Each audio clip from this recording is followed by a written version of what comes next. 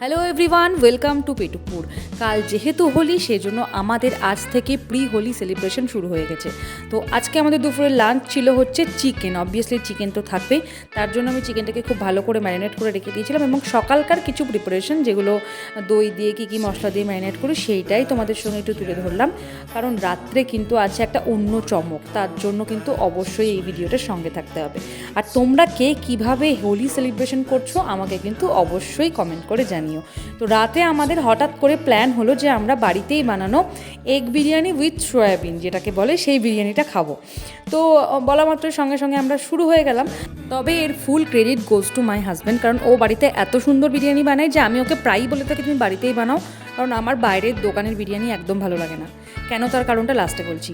তার জন্য আমরা প্রথমে চালটাকে সেদ্ধ করে নিলাম এবং সমস্ত রকম আলু, সয়াবিন আর ডিমটাকেও ভালো করে সেদ্ধ করে নামিয়ে রেখে দিলাম। তারপর এই যে কড়াইয়ের মধ্যে একটু শুকনো লঙ্কা জিরে দিয়ে দিলাম, তারপর ভালো করে পেঁয়াজটা ভেজে নিচ্ছি। আর একটা কথা বলে দিই, এগুলো কিন্তু একটাও আমি করিনি, সবটাই কিন্তু বর বানিয়েছে এবং ভিডিও দুটোই একসাথে একা হাতে করেছে। তারপর এই যে সুন্দর করে সেদ্ধ করা আলুটাকে কষিয়ে নিলাম এবং কষানোর পর তার মধ্যে ডিমটাও দিয়ে দিলাম, সেদ্ধ করে রাখা ডিম এবং সেদ্ধ করে রাখা সয়াবিন।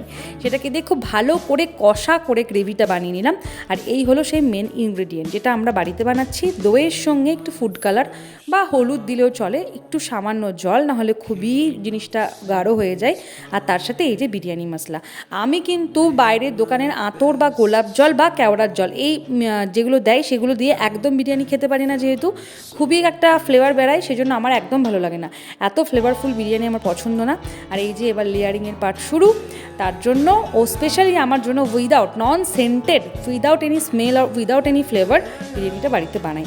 আর সত্যি বলছি দুর্দান্ত খেতে হয়। লেয়ারিংয়ের পর পেঁয়াজের বেরেস্তা এবং ওই বাড়িতে বানানো মশলাটা দিয়ে ঢাকা দিয়ে দম দিয়ে রেখে দিলে কিন্তু বিরিয়ানি রেডি।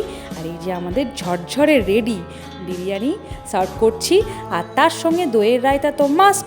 তোমরা চাইলে এই ইজি টেকনিকে বিরিয়ানিটা বাড়িতে ট্রাই করতেই পারো, আর করে আমাকে অবশ্যই জানিও যে তোমাদের কীরকম লাগলো।